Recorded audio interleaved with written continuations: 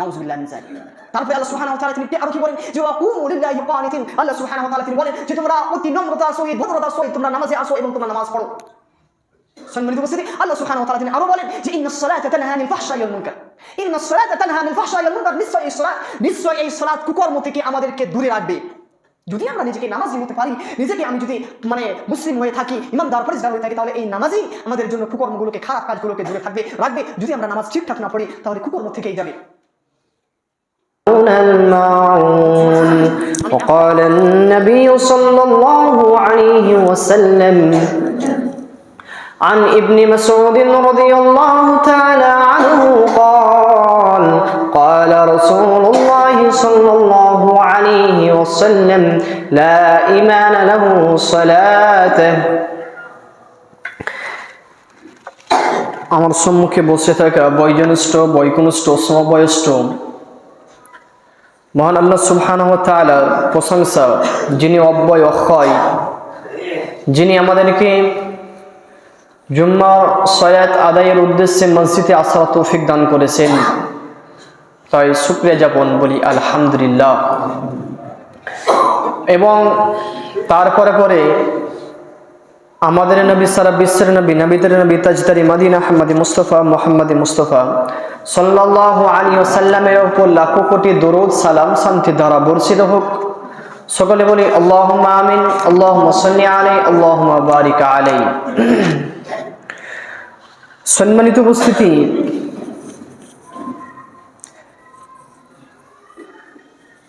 আজকে আমার আলোচ্যর বিষয় হচ্ছে যে নামাজ পরিত্যাগকারীর বিধান কি।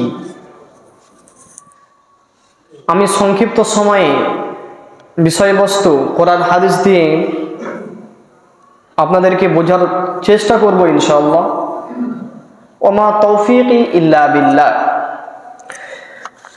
তো সম্মানিত উপস্থিতি, আমরা অবগত আছি যে অনেক দিন পর আবার জুম্মার খুতবাতে উপস্থাপন করতে পেরেছি। তো আমরা জানি অনেকেই যে আমরা মুসলিম, আল্লাহ সুবহানাহু ওয়া তাআলা তিনি আমাদেরকে অশেষ রহমতে, তিনার অশেষ রহমতে আমাদেরকে মুসলিম ঘরে জন্ম গ্রহণ করিয়েছেন। কিন্তু কেবলমাত্র আমাদেরকে মুসলিম ঘরে, মুসলিম সোসাইটি সমাজে আমাদেরকে জন্মগ্রহণ করেছেন, এটাই শেষ কথা নয়। তারপরেও কিন্তু আমাদের কিছু গুরুত্ব রয়েছে, কিছু ফজিলত রয়েছে, যেটা আপনাকে আমাকে করতে হবে। কারণ একটা প্রথমত আমি উদাহরণ দিই, যে ধরেন আপনি কোনো একটা বিজনেস করেন বা একটা আপনার কোনো বিজনেসের দোকান রয়েছে, সেখানে আপনি একটা যে কোনো কর্মী রেখে দিলেন এবং তাকে শর্ত দিয়ে দিলেন যে তোমাকে সকালে 7টার সময় দোকানে আসতে হবে এবং তোমাকে 10টার সময় কিছু টিফিন দেওয়া হবে এবং তারপরে যখন দুপুর 1টা বেজে যাবে তখন তোমাকে বাড়ি যেতে দেওয়া হবে, বা দুপুর 1টার সময় তোমাকে দুপুরের খাবার সেটা তোমাকে দেওয়া হবে।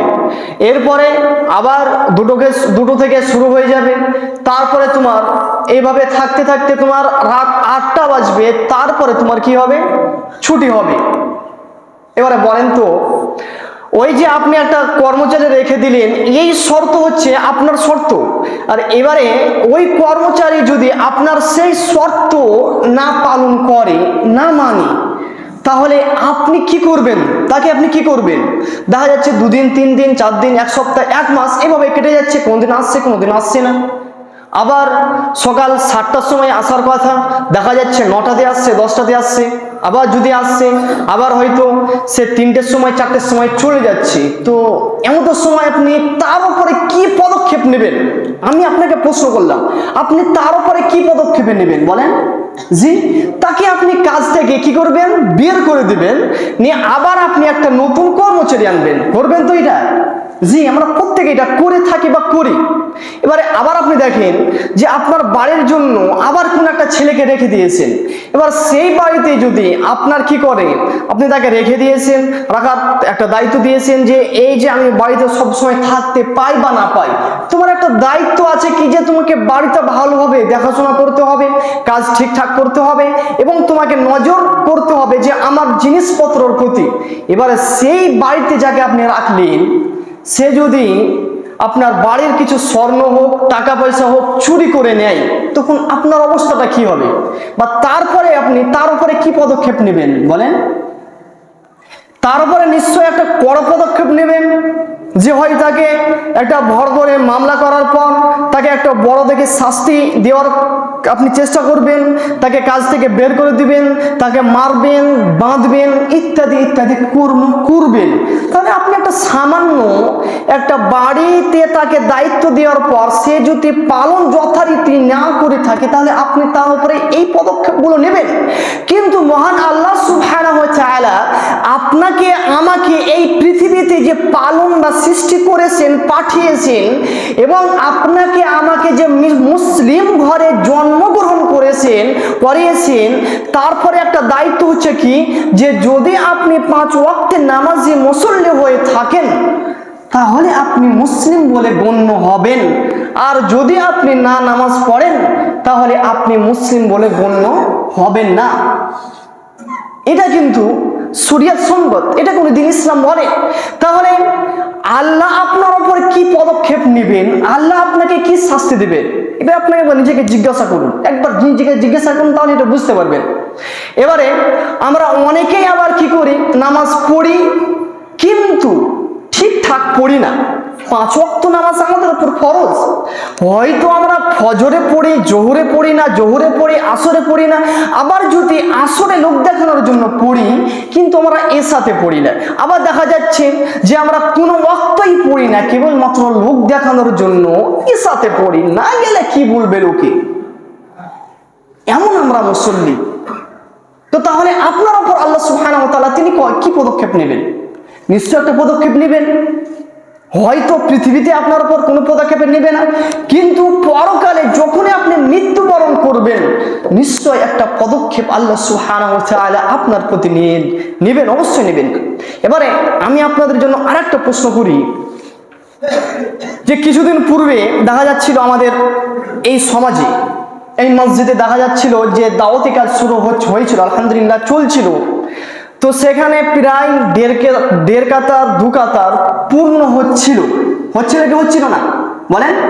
যে হচ্ছিল, কিন্তু কিছু ঠান্ডা চলে এলো, তারপরে কারণবশত অনেক ঝামেলার কারণে আপনার দাওয়াতি কাজ কি হলো, বন্ধ হয়ে গেল, কিন্তু মুসল্লি কমে গেল। 2 কাতার তো দূরের কথা, 1 কাতার তো দূরের কথা, হাফ কাতার। এছাড়া দেখা যাচ্ছে 5 জন 10 জন মিলে তাকবীর দিচ্ছে। তো এটা কেন? জি, আমার মন জানতে চাই, এটা কেন? আমরা কেমন মুসলিম, আমরা কেমন নামাজি, আমরা কেমন আহলুল হাদিস? একবার নিজেকে জিজ্ঞাসা করেছেন? যে আমি যখন মৃত্যুবরণ করব, আমি আল্লাহ সুবহানাহু ওয়া তাআলার সম্মুখে যখন আমি দণ্ডায়মান হব, উঠব, আমি কি আল্লাহ সুবহানাহু ওয়া তাআলাকে জবাবদিহি দিব, আমি কি উত্তর দিব? আপনি কখনো চিন্তা ভাবনা করেছেন? আপনি করেননি, আমিও করিনি। সম্মানিত উপস্থিতি, আমি মনে করি, আপনি মনে করি, কি মনে করি, যে কাল কিয়ামতের মাঠে যে প্রথম আপনাকে কি করা হবে, যে তুই যা জাহান্নামে যা। কেন? তুই চুরি করেছি বলে তুই জাহান্নামে যা। জি না, এটা নয়। আপনাকে জাহান্নামে দেওয়া হবে কি জন্য? আপনি মদ খান? জি না, মদ খাওয়ার জন্য নয়। কি জন্য আপনাকে জাহান্নামে দেওয়া হবে? যে আমি বাটপারি করি, আমি ছিনতাই করি, লোকের হক মেরে খাই, এই জন্য প্রথম আপনাকে জাহান্নামে দেওয়া হবে? জি না, প্রথমত আপনাকে জিজ্ঞাসাবাদ করা হবে তুই নামাজ পড়েছি কিনা। যদি তুই নামাজ পড়ে থেকে থাকিস ঠিকঠাক, তাহলে তোকে জান্নাতে দেওয়া হবে, নচেৎ কি করা হবে বলে? জাহান্নামে দেওয়া হবে। জি, ব্যক্তিগত কথা কোনোটাই বলি না। তো সম্মানিত উপস্থিতি, প্রথমত আমি বলি যে আমাদের সমাজে আর একটা ধাঁধা কথা চালু আছে কি, আমি নামাজ পড়ছি না তো কি হয়েছে, আমার ঈমান ঠিক আছে, আমি নামাজ পড়ছি না তো কি হয়েছে, আমার ইমান ঠিক আছে, কিভাবে সম্ভব এটা? আপনার তো মূল হচ্ছে, অংশ হচ্ছে, যদি আপনি 5 ওয়াক্তের নামাজ হয়ে থাকেন তাহলে আপনি একজন ইমানদার, আপনি একজন মুসলিম। যদি আপনি 5 ওয়াক্তের নামাজি না হয়ে থাকেন তাহলে আপনি ইমানদার তো দূরের কথা, আপনি মুসলিম বলে গণ্য হবেন না। এবারে আমরা আসি যে আল্লাহ সুবহানাহু ওয়া তাআলা তিনি মহাগ্রন্থ আল কুরআনুল কারীমের মধ্যে বলছেন যে সূরা তাওবা সূরা নম্বর 9 আয়াত নম্বর 11 এর মধ্যে আল্লাহ সুবহানাহু ওয়া তাআলা তিনি বলছেন যে ফাইন তাবু ওয়া কামুস সালাতা ওয়া আতুজ যাকাত ফাইখানুকুম ফিদ-দীন। আল্লাহ সুবহানাহু ওয়া তাআলা তিনি বলছেন যে তবে এমন যদি তারা তওবা করে নামাজ পড়ে এবং তারা সমস্ত তওবা ইস্তেগফার করার পর তারা যদি এই মসজিদে এসে নামাজ পড়ে তাহলে তারা তোমাদের দ্বীনী ভাই হিসাবে গণ্য হবে, নচেত তারা তোমাদের ভাই হিসাবে গণ্য হবে না। এটা আল্লাহ সুবহানাহু ওয়া তাআলার দাবি। বুঝতে পারলেন? আল্লাহ সুবহানাহু ওয়া তাআলা তিনি বলছেন যে যদি আপনি তওবা ইস্তিগফার, আপনি নামাজ কখনোই পড়েননি, আপনি 5 ওয়াক্তের নামাজি নয়, আপনি 2 ওয়াক্তের নামাজি, আপনি 3 ওয়াক্তের নামাজি, আপনি 4 ওয়াক্তের নামাজি, কিন্তু আপনি 5 ওয়াক্তের নামাজি নয়, এমন তো সময় যদি আপনি তওবা ইস্তিগফার করার পর যদি আপনি 5 ওয়াক্তের মুসল্লি হয়ে থাকেন তাহলে আল্লাহ সুবহানাহু ওয়া তাআলা তিনি বলছেন তাহলে তোমাদের ভাই, নচেত তোমাদের ভাই সে কোনোদিনও হতে পারে না, সে মুসলিম কোনোদিনই হতে পারে না। এই কথা আল্লাহ সুবহানাহু ওয়া তাআলা তিনি বলছেন।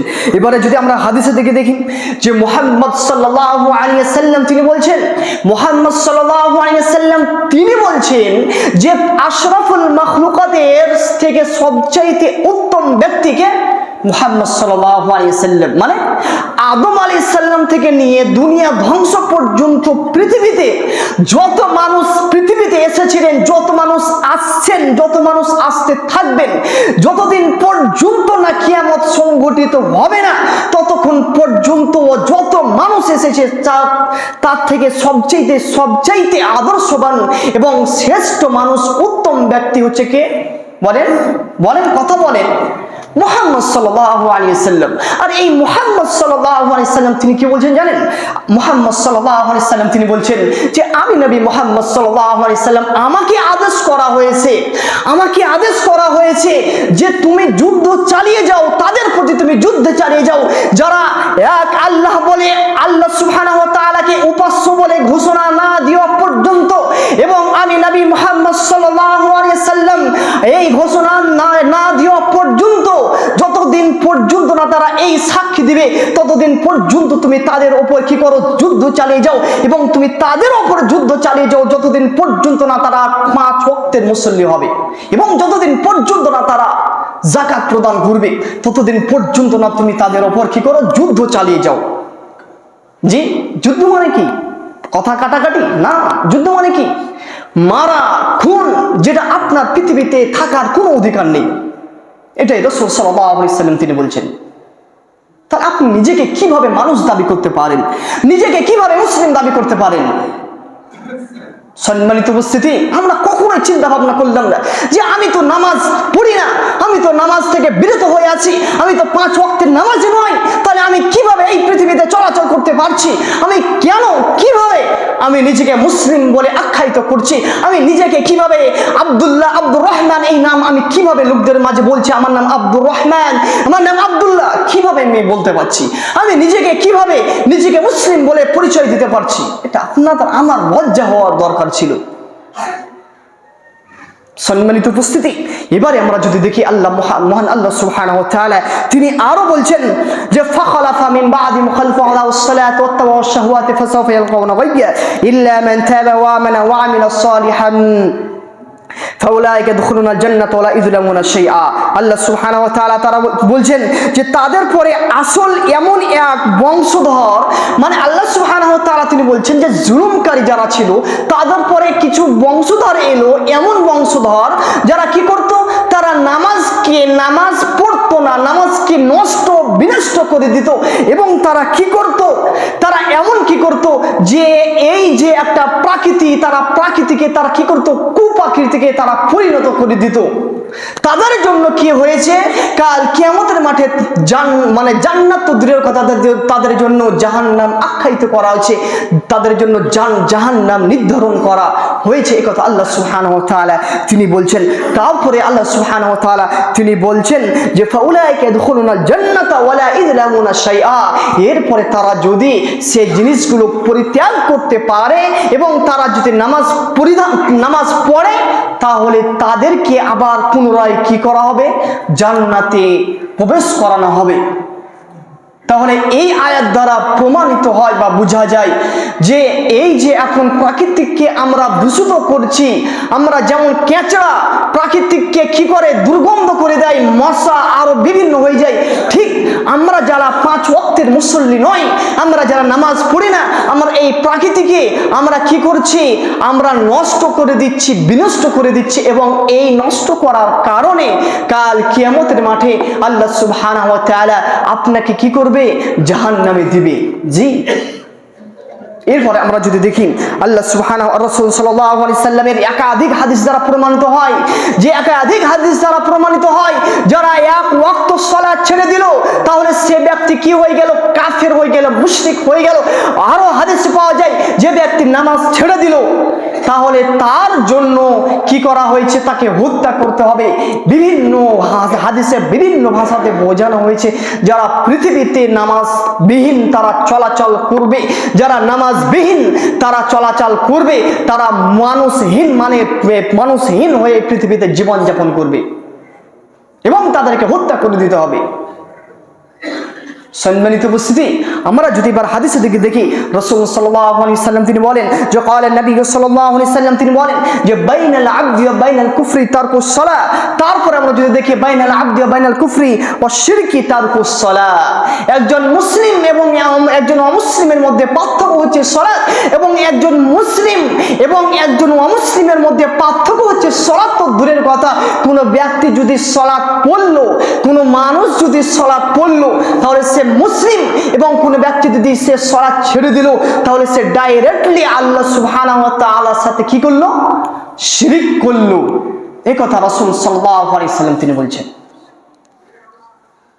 দেখেন, আমি আপনাকে বলি, আমার কথা আপনি রাগ করেন না চাচা, আপনি রাগ করেন না।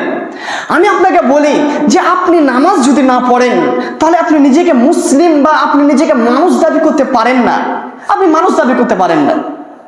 হয়তো আমি বলছি আপনাকে, আপনার খারাপ লাগতে পারে, আপনার খারাপ লাগতে পারে, কিন্তু আপনার যদি খারাপ লেগে থাকে তাহলে এতে আমার কিছু করার নেই, তাহলে এতে কোনো মানুষেরও কিছু করার নেই, এতে আপনার নিজেরই ক্ষতি।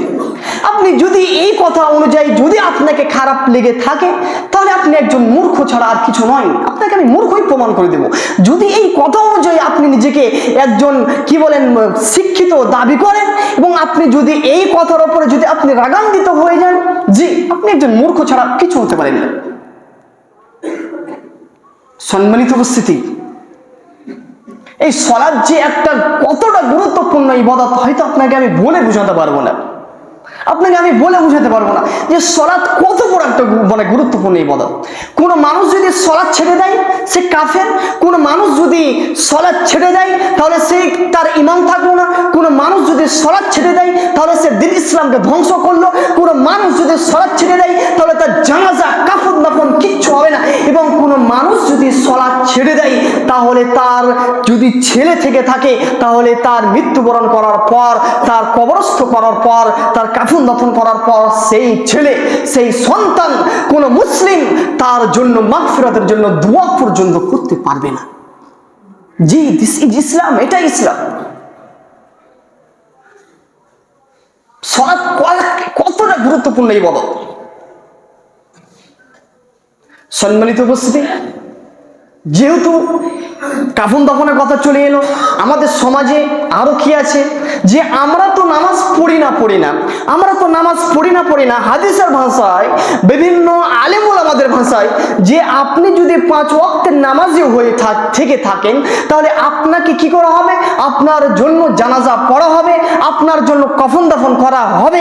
যদি আপনি না করেন তাহলে যেমনটি একটা কুকুর মৃত্যুবরণ করলে কুকুরটার পায়ে একটা দড়ি বেঁধে যেমনটি রাস্তাতে টানতে টানতে একটা নর্দমাতে হোক এবং কোনো মাঠে ঘাটে হোক তাকে ফেলে দিয়ে আসা হয়, এবং মাঠের মিডিলে হোক তাকে সে একটা গর্ত করে, যেমনটি সেই কুকুরটাকে মানে ভরে দেওয়া হয় বা তাকে নদীতে ভাসিয়ে দেওয়া হয়, অনুরূপভাবে কোনো বেনামাজিকে, অনুরূপভাবে যে নামাজ পড়ে না তার হুকুম একই।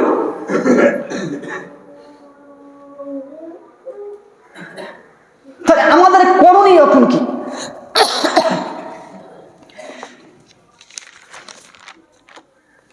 এখন আমাদের করণীয় কি? যে আমাদেরকে সমস্ত জিনিসগুলোকে ত্যাগ করে, পরিহার করে আমাদেরকে 5 ওয়াক্তের নামাজি হতে হবে।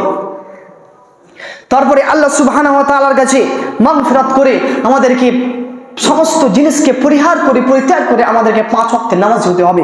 সম্মানিত উপস্থিতি, এরপরে আমরা যদি দেখি যে আল্লাহ সুবহানাহু ওয়া তাআলা তিনি একাধিক আয়াতে আল্লাহ সুবহানাহু ওয়া তাআলা তিনি বলেন যে আওসানি বিস-সালাতি ওয়াজ-যাকাতি মা দুমতু হাইয়া। আল্লাহ সুবহানাহু ওয়া তাআলা তিনি বলেন যে মুহাম্মদ সাল্লাল্লাহু আলাইহি সাল্লাম তিনি বলছেন যে আওসানি বিস-সালাতি ওয়াজ-যাকাতি মা দুমতু হাইয়া, তিনি আমাকে নির্দেশ দিয়েছেন যে আমি যতক্ষণ পর্যন্ত না জীবিত থাকব, যতক্ষণ পর্যন্ত আমি জীবিত থাকব ততক্ষণ পর্যন্ত আমি কি করব? আমি নামাজ পড়ব এবং ওয়াজ-যাকাতি, এবং আমি যাকাত প্রদান করব। আল্লাহ সুবহানাহু ওয়া তাআলা তিনি আরো বলেন যে ক্বালু লাম নাকুম মিনাল মুসাল্লিন, যখন জাহান্নামীদেরকে জাহান্নামে দেওয়া হবে, যখন জাহান্নামীদেরকে জাহান্নামে দেওয়া হবে, ক্বালু, এবং তাদেরকে জিজ্ঞাসাবাদ করা হবে, ক্বালু তোমাদেরকে কিসে এই জাহান্নামে নিক্ষেপ করলো? লাম নাকুম মিনাল মুসাল্লিন, এবং তারা বলবে যে আমরা নামাজকারী ছিলাম না, আমরা নামাজ ঠিকঠাক পড়তাম না। এই বলে তারা মানে জবাব দিবে, এবং তাদেরকে আবার জিজ্ঞাসা করা হবে যে তোমরা কেন জাহান্নামে এলে? তখন তারা উত্তরে আবার বলবে যে কুননা নাখুযু মা'আল খাইজিন, এবং আমরা মানুষের সমালোচনা করতাম, আমরা মানুষের গীবত পরিচর্যা করতাম, এর জন্য আমাদেরকে জাহান্নামে দেওয়া হলো। তারপরে আল্লাহ সুবহানাহু ওয়া তাআলা তিনি আরো বলেন যে ফাওয়াইলুল লিল মুসাল্লিন, এবং তাদেরকে যখন জাহান্নামে দেওয়া হবে এবং অতএব তাদেরকে জাহান্নামে দেওয়া হবে, এবং তারা বলবে যে সেই সালাত আদায়কারীদের মধ্যে আমরা ছিলাম না, এর জন্য দুর্ভাগ্য আমাদের যে আমরা সালাতের জন্য মানে ঠিকঠাক সালাত পড়তাম না, এর জন্য আমাদেরকে জাহান্নামে দেওয়া হয়েছে, তারা বলবে। তারপরে আল্লাহ সুবহানাহু ওয়া তাআলা তিনি আরো বলেন যে আল্লাযীনা হুম আন সালাতিহিম সাহুন, যারা নিজেদের সালাতে অমনোযোগী মানে মনোযোগ সহকারে সালাত পড়তো না, তাদেরকে জাহান্নামে নিক্ষেপ করা হবে। আল্লাহ সুবহানাহু ওয়া তাআলা তিনি বলছেন। তাহলে এই সমস্ত আয়াতগুলো আল্লাহ সুবহানাহু ওয়া তাআলা তিনি বলছেন, এই সমস্তর ব্যাখ্যা যদি আপনি দেখতে যান তাফসীর ইবনে কাসির, তারপরে বাইহাকি ইত্যাদি ইত্যাদি, আপনি যদি তাফসীরগুলো দেখতে চান, মানে তাফসীর, সেই তাফসীরে আপনি ভাবান্ত এটাই পাবেন যে আল্লাহ সুবহানাহু ওয়া তাআলা যেমন বলছেন যে ফাওয়াইলুল লিল মুসাল্লিন, আমাদের জন্য দুর্ভাগ্য যে আমরা ঠিকঠাক নামাজ পড়তাম না, আল্লাযীনা হুম আন সালাতিহিম সাহুন, যারা নিজেদের সালাতে অমনোযোগী ছিল, মানে মনোযোগ সহকারে সালাত পড়তো না। অমনোযোগ বলতে গেলে যে যারা তো সালাত পড়ে না তাদেরকে তো জাহান্নামে দেওয়া হবেই হবে, যারা মনোযোগ সহকারে সালাত পড়তো না, মানে খেয়াল খুশি কিছুদিন নামাজ পড়লো, 1 সপ্তাহ 2 সপ্তাহ নামাজ আবার ছেড়ে দিল, তাদেরকে জাহান্নামে নিক্ষেপ করা হবে। এবং জোহরে পড়লো, আসরে পড়লো না, মাগরিবে পড়লো, ইশাতে পড়লো না, ফজরে পড়লো, জোহরে পড়লো না, এদের জন্য কাল কিয়ামতের মাঠে জাহান্নামে তাদেরকে নিক্ষেপ করা হবে। এই কথা আল্লাহ সুবহানাহু ওয়া তাআলা তিনি বলছেন। তাহলে কি বুঝলেন আপনি এটাই বুঝলেন, বা আমি আপনাকে এটাই দেওয়ার চেষ্টা করছি, এটাই যে আপনি যদি 3 ওয়াক্তের নামাজ হয়ে থাকেন, যদি আপনি 4 ওয়াক্তের নামাজ হয়ে থাকেন, তাহলে আপনাকে তওবা ইস্তেগফার করে আপনাকে করতে হবে কি, যে আপনাকে 5 ওয়াক্তের নামাজি হতে হবে, তবে আপনি নিজেকে মুসলিম বলে আপনি পরিচয় দিতে পারবেন, নচেত আপনি কোনোভাবেই আপনি নিজেকে মুসলিম দাবি করতে পারেন না। সম্মানিত উপস্থিতি, তাহলে এই যে আয়াত, যে অমনোযোগী সহকারে যারা নামাজ পড়বে তাদের জন্য দুর্ভাগ্য, যে তাদের জন্য কাল কিয়ামতের মাঠে জাহান্নামে তাদেরকে নিক্ষেপ করা হবে। অমনোযোগ বলতে গেলে আমরা কি করি, যে মসজিদে কিছু একটা হবে, আলোচনা হবে, তারপরে একটা মিটিং হবে, তারপরে বিচার আচার হবে, তারপরে আমার বন্ধু বান্ধব এসছে, আমার আত্মীয় এসছে, আমি যদি নামাজ না পড়ি তাহলে কেমন যেন একটা দেখাবে, এর জন্য আমি কি করলাম, লোক দেখানোর জন্য আমি এসাতে হোক, আমি ফজরে হোক এবং জোহরে হোক, আসরে হোক, আমি তাদের সঙ্গে এলাম এবং আমি নামাজ পড়লাম। এটাই হচ্ছে অমনোযোগী নামাজ, এটাই হচ্ছে লোক দেখানো নামাজ, আর এই নামাজেই আপনাকে জাহান্নামে নিয়ে যাবে। আপনাকে নামাজেই জাহান্নামে নিয়ে যাবে। তারপরে আমরা যদি দেখি আল্লাহ রাসূল সাল্লাল্লাহু আলাইহি সাল্লাম তিনি বলছেন, মান সাল্লা ইয়ারা মান আশরাকতা, যে ব্যক্তি লোক দেখানোর উদ্দেশ্যে সালাত পড়লো, সে যেন আল্লাহ সুবহানাহু ওয়া তাআলার সাথে শিরক অংশীদার করলো। মানে আপনি লোক দেখানোর জন্য আপনি নামাজ পড়লেন, লোককে আমি নামাজ না পড়লে লোকে কি বলবে, আমি নামাজ না পড়লে এ কি বলবে, ও কি বলবে, যদি আমি নামাজে না আসি তাহলে আপনি করলেন কি, আপনি তাকে দেখানোর জন্য আপনি সালাত পড়লেন। মূলত আপনি আল্লাহকে ইলাহ ভেবে, আপনি আল্লাহকে এক ভেবে, আপনি আল্লাহর ভয়ে প্রকৃত পক্ষে আপনি নিজেকে ইমানদার হয়ে আপনি কখনোই নামাজ পড়লেন না, আপনি লোককে দেখানোর জন্য নামাজ পড়লেন। আর লোককে দেখানোর জন্য নামাজ পড়াই মানে আপনি আল্লাহ সুবহানাহু ওয়া তাআলার সঙ্গে কি করলেন, শিরক অংশীদার করলেন। নাউযুবিল্লাহি মিন যালিক। তারপরে আল্লাহ সুবহানাহু ওয়া তাআলা তিনি আরো কি বলেন, যে ওয়াকুমু লিল্লাহি কানিতিন, আল্লাহ সুবহানাহু ওয়া তাআলা তিনি বলেন যে তোমরা অতি নম্রতা সহিত, ভদ্রতার সহিত তোমরা নামাজে আসো এবং তোমরা নামাজ পড়ো। সম্মানিত উপস্থিতি, আল্লাহ সুবহানাহু ওয়া তাআলা তিনি আরো বলেন যে ইন্নাস সালাতা তানহা আনিল ফাহশাই ওয়াল মুনকার, ইন্নাস সালাতা তানহা আনিল ফাহশাই ওয়াল মুনকার, নিশ্চয় এই সালাত কুকর্ম থেকে আমাদেরকে দূরে রাখবে। যদি আমরা নিজেকে নামাজি হতে পারি, নিজেকে আমি যদি মানে মুসলিম হয়ে থাকি, ইমানদার পরিষ্কার হয়ে থাকি, তাহলে এই নামাজই আমাদের জন্য কুকর্মগুলোকে, খারাপ কাজগুলোকে দূরে রাখবে।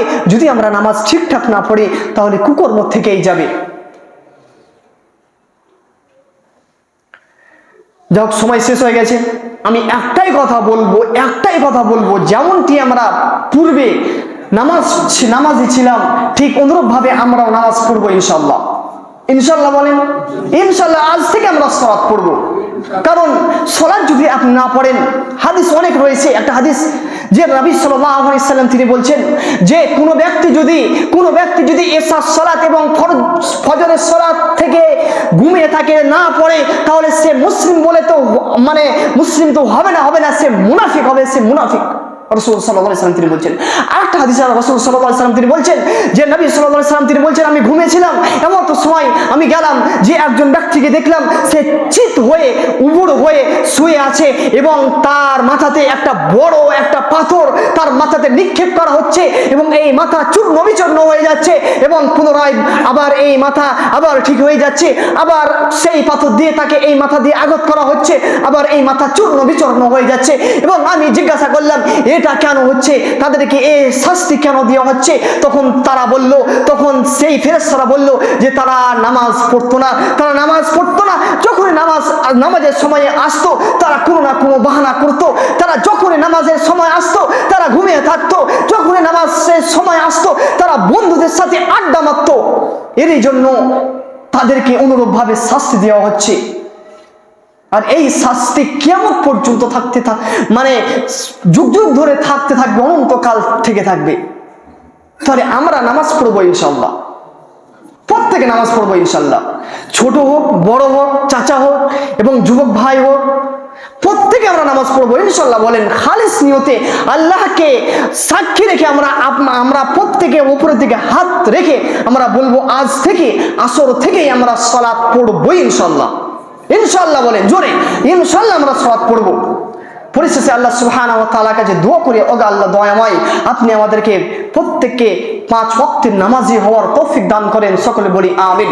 আল্লাহ সুবহানাহু ওয়া তাআলার কাছে আরো দোয়া করি, আল্লাহ সুবহানাহু ওয়া তাআলা আপনি আমাদেরকে ততক্ষণ পর্যন্ত মৃত্যু দেন না যতক্ষণ পর্যন্ত না আপনি আমাদের উপর খুশি হবেন, যতক্ষণ পর্যন্ত না আমরা প্রকৃত পক্ষে মুসলিম ইমানদার হতে পারবো, ততক্ষণ পর্যন্ত আপনি আমাদেরকে মৃত্যু দেন না, সকলে বলি আমিন।